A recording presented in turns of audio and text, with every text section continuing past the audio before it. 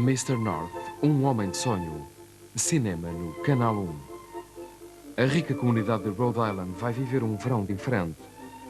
A chegada do jovem Theophilus North é o grande acontecimento da temporada. Theophilus North. A participação de Robert Mitchum e Lorraine Bacall num filme de Danny Huston.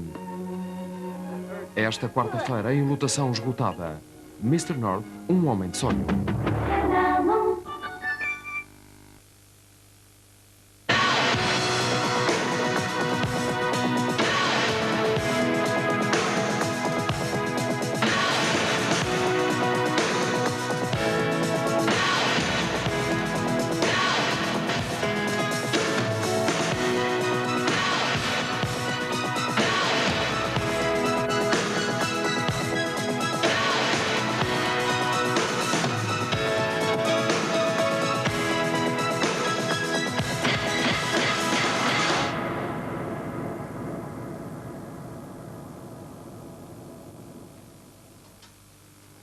Boa noite. O século XX foi já considerado como o século da rádio.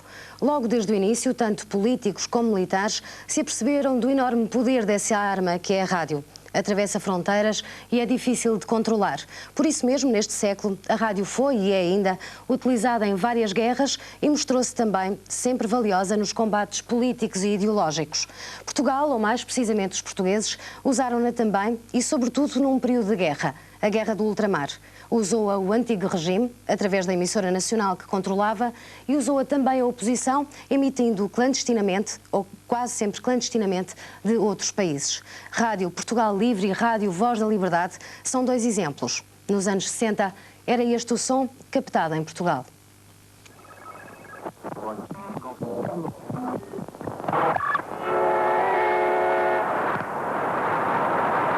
Fala Rádio Portugal Livre.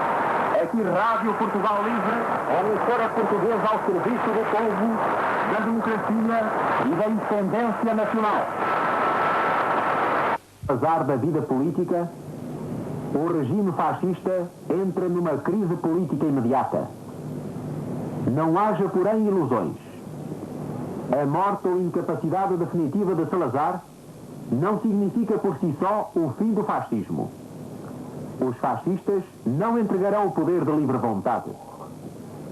Só o povo português, só as massas populares, só a ação unida e organizada dos democratas portugueses, só o desencadeamento de um grande e poderoso movimento nacional pela liberdade poderá desalojar os fascistas do governo e instaurar em Portugal um regime democrático.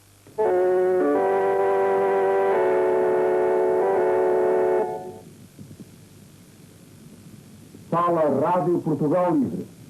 Aqui Rádio Portugal Livre, emissora portuguesa ao serviço do povo, da democracia e da independência nacional. A Voz da Liberdade, emissora da Frente Patriótica de Libertação Nacional, contra o fascismo, contra a guerra colonial, por um Portugal livre e democrático.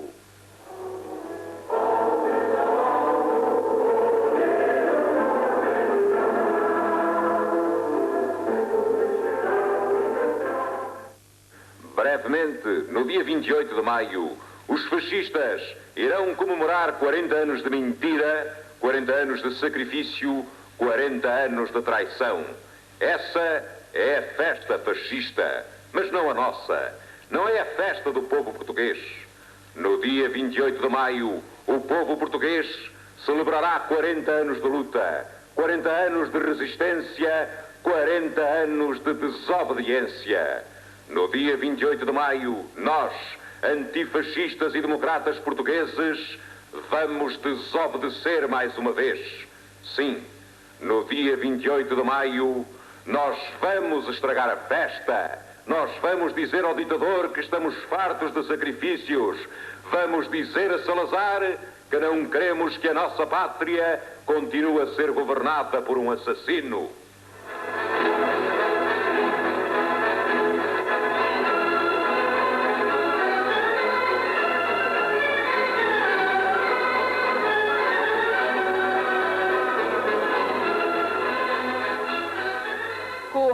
Rádio da Voz da Liberdade.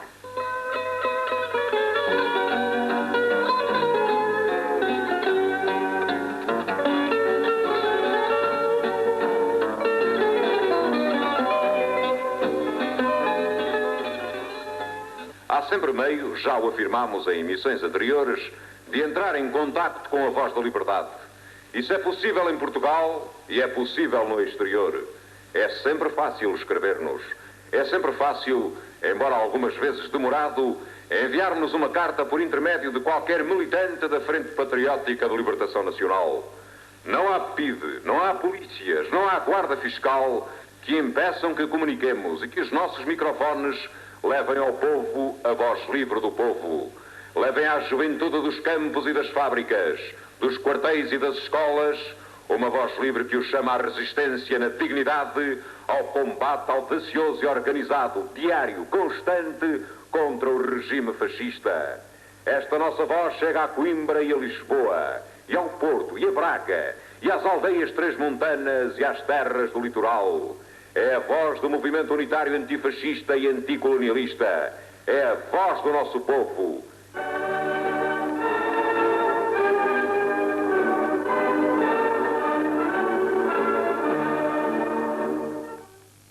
Certos de emissões da Rádio Portugal Livre e da Rádio Voz da Liberdade nos anos 60. Infelizmente, apesar das muitas tentativas que fizemos, não foi possível descobrir nem o indicativo das emissões em português da BBC, na mesma época, nem o indicativo de um programa da emissora nacional que ficou famoso, Rádio Moscovo Não Fala a Verdade. Registros históricos que não se sabe onde param. Para nos falarem desse passado recente e das suas experiências nessa chamada Guerra das Ondas, temos 4 convidados. Manuel Alegre, o homem que deu a voz durante 10 anos à Rádio Voz da Liberdade, a emissora da Frente Patriótica de Libertação Nacional que transmitia de Argel. Hoje é uma das figuras importantes do Partido Socialista e chegou a ser secretário de Estado da Comunicação Social. Aurélio Santos, hoje membro da Comissão Executiva do PCP. Entre 1963 e 1974, foi o diretor da Rádio Portugal Livre, que emitia da Roménia e que foi a emissora do Partido Comunista Português na clandestinidade. Hernani Santos, que se zangou com Lisboa e com o jornalismo há 5 anos e que vive agora numa pequena quinta no concelho do Bom Barral, mas que enquanto foi jornalista, poucos foram os órgãos de comunicação social porque não passou. Esteve na ANOP, em quase todos os jornais e na televisão. Também não lhe faltou a rádio, por isso está aqui hoje. Foi jornalista da BBC durante 10 anos, justamente entre 1961 e 1971. Finalmente, José Carlos Galeano Pinheiro, locutor do antigo Rádio Clube Português e depois até 1974 da emissora nacional. Em 74 foi saneado e só regressou à rádio 2 anos depois, então já Rádio Difusão Portuguesa, onde ainda está hoje. É também editor do jornal O Dia. Boa noite a todos. Manuel Alegre, eu gostaria de começar por lhe perguntar o que é que representava a Frente Patriótica de Libertação Nacional? A Frente Patriótica de Libertação Nacional, no seu início, representava a oposição democrática que existia na altura em Portugal. O Partido Comunista Português, a Resistência Republicana Socialista, que viria a dar origem ao Partido Socialista, o Movimento de Ação Revolucionária, que viria a dar origem depois a diversos movimentos, entre os quais o Movimento da Esquerda Socialista, e vários grupos sem designação específica, de católicos de esquerda e até de alguns monárquicos opositores ao regime. Era esse todo. E quais eram os objetivos das emissões da Rádio Voz da Liberdade? Bem, fundamentalmente era lutar contra a censura, quebrar a muralha de silêncio que existia em Portugal, rasgar a mordaça, alertar o país e mobilizar a opinião pública nacional para a necessidade de lutar pela liberdade. Aurélio Santos, a Frente Patriótica de Libertação Nacional integrava também elementos do Partido Comunista Português. O que é que distinguia a Rádio Portugal Livre da Rádio Voz da Liberdade? A Rádio Portugal Livre era uma rádio do Partido Comunista Português, aliás, começou a emitir antes da Voz da Liberdade, quando iniciámos as nossas emissões, não havia, de facto, outra voz que pudesse trazer a Portugal informações, também orientações e indicações para o desenvolvimento da luta antifascista, e foi esse, creio que, o principal e o grande papel que a Rádio Portugal Livre começou a ter a partir de março de 1962, aliás, numa altura de grande movimentação política e de movimentação também reivindicativa em Portugal. Lembremos que foi pouco depois do início das nossas emissões que se deu o grande 1º de maio de 1962, que marcou uma época, de facto, na luta contra o regime salazarista. E, por outro lado, também procurávamos fazer chegar ao conhecimento do povo português as posições e as atividades do nosso partido. Portanto, tinha um papel e uma função diferente, de facto, da Voz da Liberdade, neste aspecto que se referia à atividade do nosso partido. Ao mesmo tempo, como elementos também que fazíamos parte da Frente Patriótica, também dávamos a nossa participação à Voz da Liberdade. De qualquer modo, as emissões começaram sensivelmente na mesma altura ou num curto período de tempo. Hernani Santos, nessa altura também, ou pouco tempo depois, em 1963, a BBC retomou serviços que estavam suspensos desde 1958. Isto é apenas uma coincidência? Não, não creio que seja uma coincidência. Os serviços portugueses da BBC tinham encerrado em 1957 e, de facto, reabriram em 63. Desconheço, enfim, as razões profundas da política da empresa que levaram a fazer isso, mas penso correto dizer-se que a guerra colonial que havia começado 2 anos antes tem um papel fundamental nessa decisão da BBC. A divulgação de informação para Portugal, na altura com uma censura, como se sabe, era de facto a estratégia da BBC e, através dessa estratégia, digamos que pretendia-se conseguir uma espécie de respeito e admiração, e a divulgação de valores ingleses. No fundo, a BBC não era sem desrespeito para a Rádio Portugal Livre ou a Rádio Voz da Liberdade, aliás, com admiração pela sua luta, mas a BBC não era uma rádio, enfim, de campanha, digamos assim, de alguma agitação e propaganda, como era o caso destas 2 emissoras, a da Argel e a da Roménia. A BBC já existia, transmitida para Portugal durante a guerra, com o Fernando Peça, como se sabe, voltou a transmitir, portanto, numa ótica de informação, uma vez que em Portugal não havia informação livre, e esse era o grande trunfo. Aliás, dizia-se na altura, desde a Segunda Guerra, a BBC fala e o mundo acredita, e ganhou um certo prestígio por uma observância muito rigorosa dos princípios da informação livre, isenta. Desculpe interrompê-lo, mas de qualquer modo ganhou esse prestígio, essa fama, mas de qualquer modo durante a guerra também a BBC, de certo modo, transmitia a informação que era mais conveniente aos aliados. A Isabel compreenderá que durante um período de guerra, designadamente a Segunda Guerra Mundial, eu, como jornalista, que sempre fiz questão de que respeitassem o meu estatuto de jornalista, eu não me teria envergonhado de, durante a Segunda Guerra Mundial, era uma criança, estava a nascer na altura, mas não me teria envergonhado de ter trabalhado com o Fernando Peça na BBC, com as restrições, inclusive de censura, que a guerra implicaria, sendo que a censura, para mim, enfim, é inaceitável como jornalista. Mas naquela altura era perfeitamente compreensível, até porque muito do conteúdo que se censurava tinha em vista proteger e preservar a segurança das tropas aliadas, não é? Há vários, enfim, exemplos que eu depois poderei dizer de como se fazia, como se tentava evitar que as tropas nazis, neste caso, portanto, alemãs, chegassem ao conhecimento de elementos que podiam ser altamente prejudiciais e afetar a segurança das tropas inglesas. Galiano Pinheiro, ao contrário das pessoas, dos nossos outros convidados, nessa altura estava em Portugal e estava a trabalhar para a rádio oficial, para a emissora nacional. Como é que era feita a informação nessa altura? Ora bem, referiu-se no início desta emissão a um programa que era a Rádio Moscovo Não Fala a Verdade. Esse é um programa, digamos que era um programa menor na emissora nacional. Mas revelava uma preocupação. Deixe-me dizer-lhe que essa preocupação era legítima, na medida em que a estação oficial de um país que enfrenta uma confrontação militar tem a legitimidade de poder repor aquilo que considera que é verdade, ou de algum modo dar uma informação que efetivamente esteja de acordo com aquilo que está a acontecer. Mas ia dizer-lhe que a Rádio Moscovo Não Fala a Verdade, portanto esse programa era um programa menor na emissora nacional. Era menor por várias razões, embora, como lhe digo, houvesse legitimidade da parte da emissora nacional em ter um programa que pudesse pôr a verdade, digamos assim, mas não daquela forma. Nós não achávamos que aquela fosse a forma mais correta e, por outro lado, ainda por cima, chamava a atenção para a Rádio Moscovo, que era uma coisa que naturalmente nem toda a gente ouvia. Portanto, acha que acabou por ter um efeito contrário? Sim, era um programa menor. Agora, a emissora nacional teve efetivamente um papel preponderante, como lhe competia numa situação de guerra. A emissora nacional fazia os seus noticiários, a emissora nacional fazia as reportagens, com os seus locutores a irem às zonas de conflito com bastante frequência.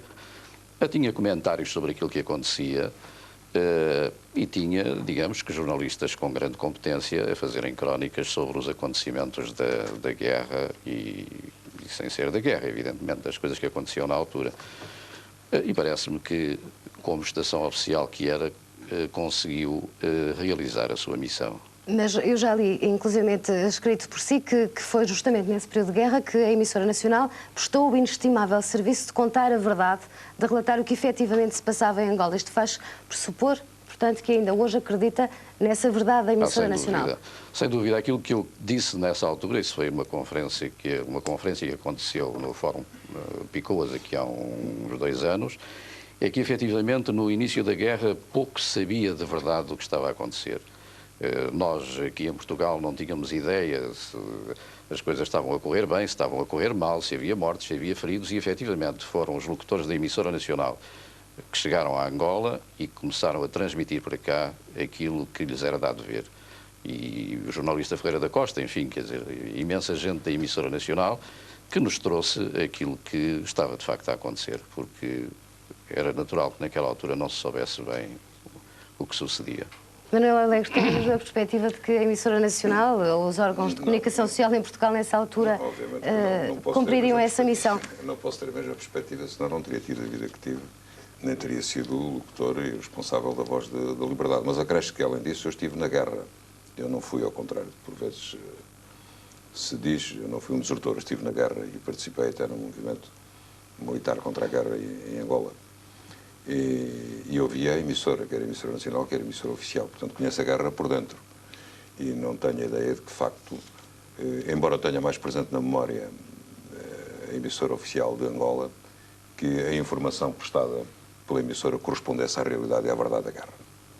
À verdade dos mortos, dos feridos, da situação militar, tendo embora em conta que em todas as situações de guerra, ainda acabámos de ver agora a Guerra do Golfo, porventura a mais censurada de todas as guerras, como é que a censura pode impedir a informação sobre a guerra, mas estava muito longe de dar uma imagem correspondente à verdade pura, nua e crua da guerra. Verdade de mortos, verdade de feridos, verdade da situação militar e verdade das atrocidades cometidas de um lado e do outro, porque há sempre os dois lados na guerra. Hernani Santos, de algum modo pensa que a BBC nesta altura funcionava como o fiel da balança perante informações diferentes, umas dadas em Portugal, outras que chegavam a Portugal, mas vindas do estrangeiro? Não posso muito bem pronunciar-me sobre isso, porque eu na altura não estava em Portugal e, para ser franco, tenho uma vaga ideia do trabalho do Manuel Alegre e do Aurélio Santos, por ouvir, enfim, episodicamente as respectivas emissoras. O que sei é que a BBC tinha na altura, de facto, uma grande credibilidade, que aliás já vinha de longe, como disse há pouco, e tinha uma audiência, um auditório muito razoável. Nós tínhamos um constante feedback, portanto, dos ouvintes, que nos davam uma noção de onde e como e porquê éramos ouvidos. Eu penso que, na altura, nós éramos ouvidos com credibilidade, sobretudo. Éramos sintonizados por isso. Éramos sintonizados porque a BBC dava as notícias factualmente, sem as manipular, sem as esconder, e dava qualquer notícia, desde que fosse notícia. Penso que essa era a razão essencial porque as pessoas se sintonizavam para a BBC. Que, aliás, não é uma tarefa fácil, a onda curta, como nós sabemos, nem sequer é a audição da onda curta, nem sequer é muito fácil. As condições climatéricas, por vezes, tornam difícil a audição, portanto, era preciso um certo esforço para as pessoas sintonizarem a onda curta e ouvirem. E, de facto, a BBC era ouvida, eu penso que por isso. Se era fiel da balança, não sei. Sei que a orientação da BBC era interna, portanto, e eu recebia essas instruções, era nós damos notícias factualmente, sem as distorcer e sem as esconder. E penso que era esse, de facto, o trunfo da BBC. Galiano Pinheiro, não vamos contar com o tal programa Rádio Moscovo Não Fala a Verdade, mas uma das questões que eu lhe queria pôr é a seguinte. A emissora nacional tinha em conta as outras emissões, por exemplo, da Voz da Liberdade ou da Rádio Portugal Livre, tinha em conta essas emissões para fazer a sua própria informação? Eu creio que não. Eu devo dizer-lhe que nunca ouvi as emissões tanto da Rádio Portugal Livre como da Rádio Voz da Liberdade. Suponho que não tinham influência sobre o trabalho da emissora. Devo dizer que em relação com o BBC, efetivamente havia cuidado, porque a BBC era uma emissora com credibilidade e nessas circunstâncias, com certeza que se a BBC desse uma notícia sobre a qual houvesse necessidade de fazer um comentário ou fazer um desmentido ou qualquer coisa, com certeza que sim. Em relação com as outras duas emissoras, não tenho ideia disso. Para que serviam então os boletins de escuta, que eram só para o Diário da Manhã contrariar essa informação? O órgão oficial do regime? Isso não faço ideia. Não faço ideia, nem sequer sabia que havia boletins de escuta com algum sentido particular. Agora, que havia emissões que eram gravadas, isso com certeza que sim. Agora, respostas da emissora nacional ou a emissora nacional ser influenciada nas suas emissões pelas duas estações que trabalhavam fora do país, eu creio que não. Não tenho, pelo menos, notícia disso. Senhora, gostaria só de fazer uma observação. Claro que a legitimidade da informação dada pela emissora nacional era logo perdida pelo sistema de censura que existia no país. É evidente que dentro desse sistema a maior parte das informações que poderiam interessar uma parte considerável da população eram omitidas e isso retirava imediatamente uma parte da legitimidade muito grande da emissora nacional para, enfim, ser o porta-voz de uma informação de facto com interesse nacional. Quanto à questão do regime de guerra, eu gostaria de observar o seguinte, é que nessa altura o regime salazarista não fazia só a guerra colonial, fazia também a guerra em relação ao próprio povo português. E era isso também que significava o regime repressivo geralmente aplicado com a polícia política e as perseguições que então existia.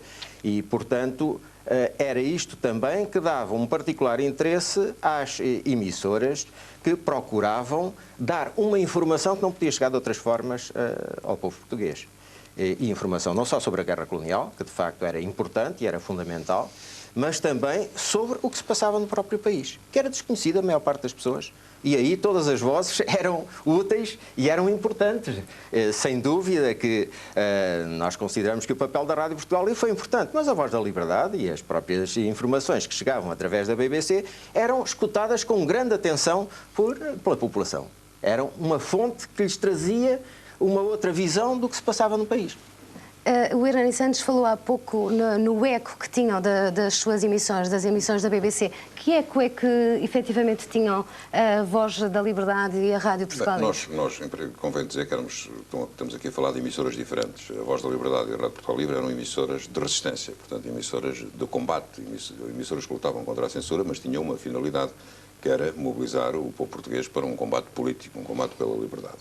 A emissora nacional era, nessa altura, um dos instrumentos do regime, um dos instrumentos controlados, enfim, pelo regime. E a BBC é uma emissora que tem as características que muito bem o Hernani Santos definiu e que eu posso testemunhar, porque nós também ouvíamos a BBC, tinha de facto a credibilidade, enfim, da factualidade e da objetividade das suas notícias. E que tinham, portanto, meios diferentes à sua disposição. Os ecos que nós tínhamos vinham-nos, sobretudo, para além das informações que recebíamos pelos canais próprios das organizações clandestinas que faziam parte da Frente Patriótica, também pelo correio que espontaneamente nos chegava. E chegou a haver uma rede, sobretudo nos meios de imigração, uma rede com uns milhares de ouvintes, digamos, da Voz da Liberdade, que não eram, que nem sempre coincidiam com o estatuto de militante da Frente Patriótica, eram ouvintes mesmo da Voz da Liberdade. O que fez com que a Voz da Liberdade, e suponho que o mesmo se passaria também com a Rádio Portugal Livre, fossem também instrumentos de própria criação de organização política. Mas eram, digamos, os únicos meios que nós tínhamos de receber esses ecos que nos vinham pelas organizações que faziam parte da Frente Patriótica, através de alguns amigos e, sobretudo, através daqueles que se nos dirigiam. E havia gente que nos escrevia de Portugal e que nos fazia chegar as cartas através de familiares que tinham na imigração. De qualquer modo, nessa altura, com certeza que transmitir de um país estrangeiro devia custar caro. Como é que conseguiam manter-se? Por exemplo, como é que a Rádio Portugal Livre se mantinha? É evidente que era possível com a solidariedade de forças políticas amigas. No nosso caso, era a solidariedade que encontramos na Roménia, e pode-se perguntar porque é que não seria na França ou porque é que não seria na Inglaterra. Certamente teríamos mais facilidade de poder transmitir e mais interesse de poder transmitir da França, mas foi-nos oferecida essa possibilidade por parte do Partido Comunista Romeno e nós consideramos que foi um auxílio valioso à nossa luta antifascista. E os meios materiais para a possibilidade dessa transmissão eram assegurados, no que se refere propriamente à transmissão, por essa solidariedade. Mas não é só disso que vive uma rádio. Vive também da informação. Vive, de facto, de um contacto e de uma ligação que é fundamental à própria vida do país. Nós recebíamos centenas de informações de fábricas, de escolas, de quartéis, dos campos, que nos davam a possibilidade de facto, termos uma emissão que não era simplesmente agitatória, era ligada a uma movimentação e a uma ação dentro do país. E era isso que dava maior projeção à Rádio Portugal Livre. E este esforço, esta garantia de um regular afluxo de informação, era assegurada, evidentemente, pela organização do nosso partido, fundamentalmente, mas também de outros antifascistas que procuravam a Rádio Portugal Livre. Manuel Alegre, e de que é que vivia a Rádio Voz da Liberdade? A Rádio Voz da Liberdade vivia, sobretudo, da solidariedade das autoridades argelinas. Não é? Nós emitíamos da própria emissora argelina, isto não é segredo para ninguém, pode-se dizer, e é assumido.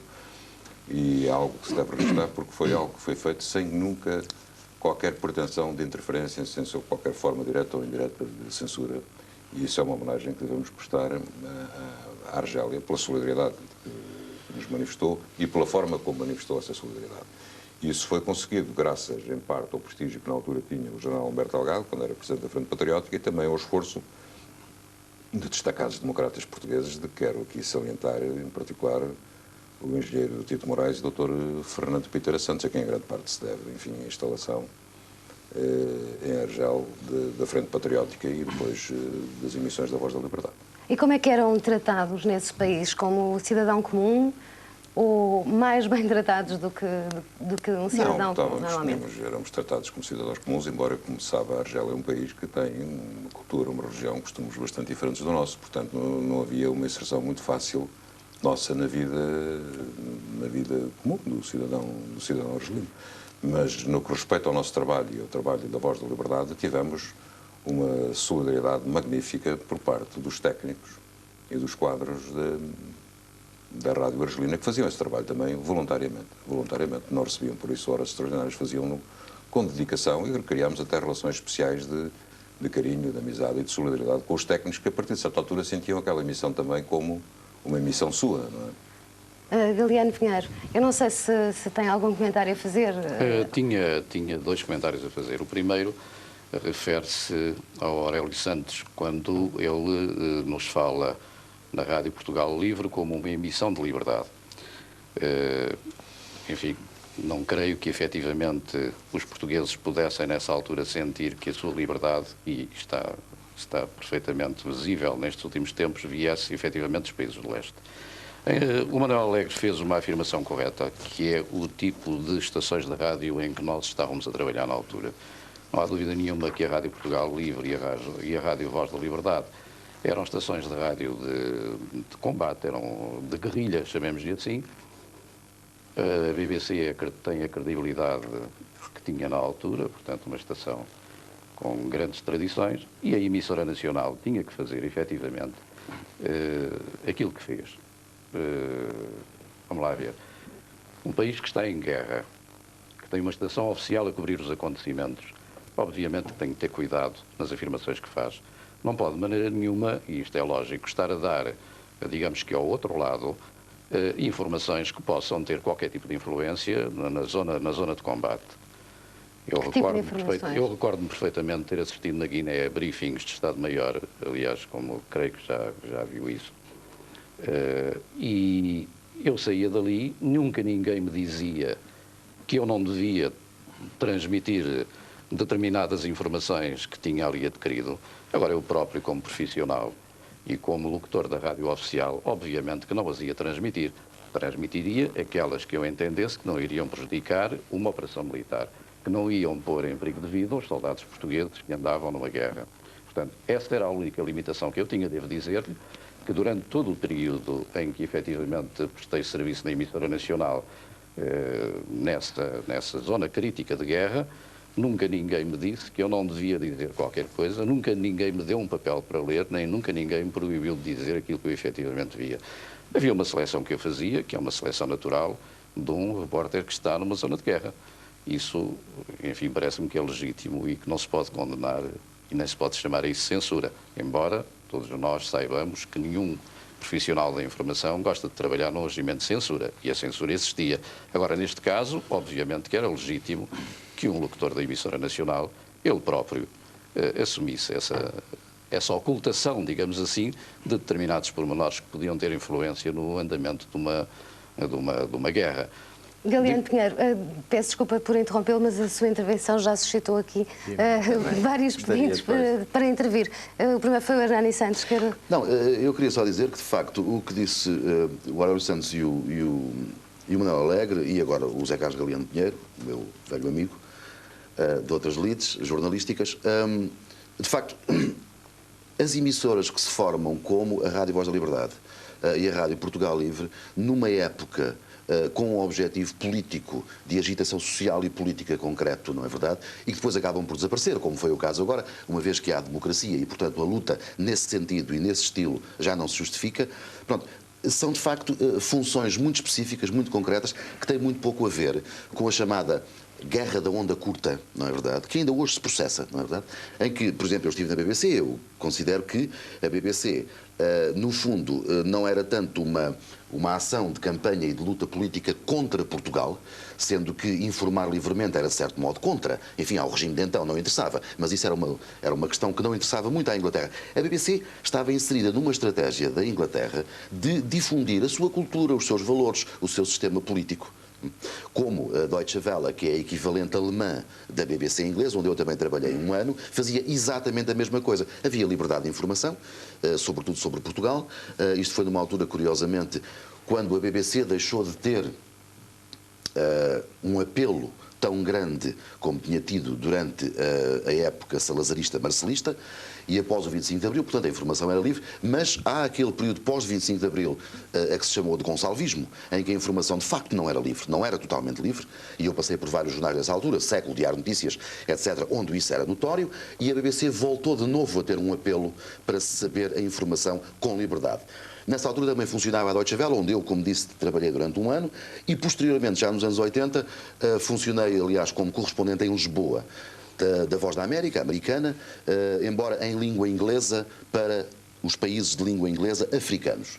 Bom, todas estas três emissoras, no fundo, fazem parte de uma estratégia dos respectivos países de difundirem no mundo a sua imagem, o seu prestígio, os seus valores, a sua cultura, etc. Acontece que, pronto, se difunde para países onde não há democracia, onde há censura, pois maior apelo têm, porque as pessoas querem ter conhecimento das coisas que se passam e sintonizam, não é? Perdem um pouco essa função e esse interesse para os cidadãos desses países quando neles se instala a democracia e, portanto, a liberdade de informação. Daí que hoje a BBC tenha resumido o interesse em Portugal. Tanto que, digamos que virou os seus serviços de língua portuguesa mais para a África de expressão portuguesa do que propriamente para Portugal metropolitano. Manuel Alegre. Não, em relação à afirmação feita pelo Galeano Pinheiro quanto às condições em que trabalhava a emissora do país em guerra, é que não era só um país em guerra, o problema não era esse, o problema era um problema político, é que era um país que vivia em ditadura. Um país submetido a um regime de opressão política e sem liberdade de expressão, sem liberdade política, sem as liberdades essenciais, e onde os direitos políticos eram negados aos cidadãos. Era um sistema repressivo e opressivo baseado na polícia política, baseado na censura. É isso que é preciso considerar. Portanto, dificilmente uma emissora, independentemente das pessoas que nela trabalhavam, a emissora nacional não podia deixar de ser um instrumento da política global do regime, independentemente das pessoas e até das convicções das pessoas que trabalhavam na emissora. Portanto, essa emissora tinha que ser necessariamente uma emissora censurada ou autocensurada, porque não havia liberdade de expressão. Portugal era um país amordaçado. A questão é essa, é a natureza política do regime, que era um regime de ditadura, um regime que negava aos portugueses o exercício das liberdades fundamentais. Essa era a questão, e por causa disso é que havia a Rádio Portugal Livre, que é que houve a Voz da Liberdade, e por causa disso é que o simples facto da BBC dar notícias que eram verdade chegava a ter um caráter quase subversivo em Portugal. Eu ainda sou do tempo da guerra e lembro-me do tempo da Segunda Guerra Mundial, e lembro-me de se ouvir em minha casa, onde havia uma tradição democrática e até pró-inglesa, pró-aliados, se ouvir a BBC, mas a BBC, a audição da BBC durante o tempo da guerra, nos primeiros anos da guerra, era proibida em Portugal, era um ato quase de clandestinidade política ouvir a BBC em Portugal. Porquê? Porque dar notícias, referir factos, falar com objetividade, romper essa muralha de silêncio e de censura, era um ato de subversão, era um ato proibido. A questão essencial é que não havia liberdade em Portugal, nenhuma liberdade, não havia liberdade nem liberdades. Essa é que é a questão. E, portanto, a emissora nacional não podia ser uma rádio livre. A subversão que a BBC fazia, deixa-me dar um exemplo concreto. O Dr. Mário Soares, hoje Presidente da República, eu conheci-o em Londres, quando ele ia como convidado anualmente ao Congresso do Partido Trabalhista, geralmente realizado em Blackpool. O Dr. Mário Soares, juntamente com o falecido Dr. Ramos da Costa, geralmente dava uma entrevista à BBC. Não só sobre o andamento do Congresso do Partido Trabalhista, portanto, o congénero do Partido Socialista Português, mas também sobre questões políticas dele próprio e da ação socialista que tinham necessariamente a ver com Portugal. Bom, e muitas das outras figuras portuguesas que na altura viviam no exílio. Eram entrevistas que eram feitas de um ponto de vista estritamente profissional.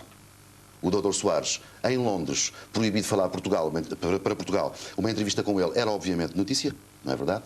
O Dr. Álvaro Cunhal não tenho conhecimento que alguma vez tenha estado em Londres, daí que eu saiba nunca foi entrevistado pela BBC, mas, por exemplo, o Dr. Eduardo Mondlane, figura histórica da Frelimo, foi entrevistado em Londres para Portugal.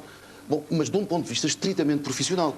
Foi assim que eu e outros fomos contratados para a BBC. Eu já era jornalista antes de ir para lá, mas tivemos inclusivamente ações de formação profissional, na verdade várias, eu fiz vários cursos na BBC antes de começar a trabalhar e depois de reciclagem, etc. Portanto, isto eram meras ações jornalísticas, de critério editorial jornalístico, isento e independente, e numa avaliação que, como disse o Dr. Soares, não fala para Portugal, tem uma ação que tem a ver com Portugal no estrangeiro, está aqui, pode falar com interesse noticioso, é entrevistado. Isso era, obviamente, subversivo. Era uma ação certamente com outro objetivo que não esse, também Manuel Alegre entrevistou na altura, os líderes desses movimentos. Entrevistei Amílcar Cabral, numa entrevista, aliás, que nessa altura teve grande eco em Portugal. Entrevistei Amílcar Cabral, entrevistei Agostinho Neto, entrevistei Samora Machel e creio que entrevistei o próprio Dr. Eduardo Mondlane. Mas o problema é que nós pensávamos que aquela guerra era uma guerra contrária aos interesses nacionais. E contrária até ao próprio sentido da história, uma guerra que estava a dividir os nossos países. E defendíamos o diálogo e defendíamos uma solução política. Portanto, entrevistar os líderes dos movimentos de libertação era uma forma de criar uma ponte onde as pontes estavam a ser cortadas. E lembro perfeitamente de que Amílcar Cabral, nessa entrevista que eu lhe fiz, surpreendeu muitos portugueses e até muita gente de esquerda, até muita gente com uma consciência antifascista, anticolonialista, porque falou de Camões, citou Camões, assumiu Camões e disse: nós ensinamos, os Lusíadas, ensinamos Camões aos nossos combatentes e à nossa gente. E lembro dele ter dito esta frase: não é mentira não, é uma verdade que os portugueses deram novos mundos ao mundo, hoje a guerra é que está a pôr tudo isso em questão, etc. Portanto, foi uma forma de se estabelecer o diálogo e de se dar a conhecer ao povo português uma outra face da guerra e de mostrar que, ao fim e ao cabo, aqueles que nos combatiam diziam esta coisa simples: o povo português não é nosso inimigo, nós não lutamos contra o povo português é o nosso aliado natural, coisa que todos eles disseram nessas entrevistas. Eu queria fazer-vos uma proposta.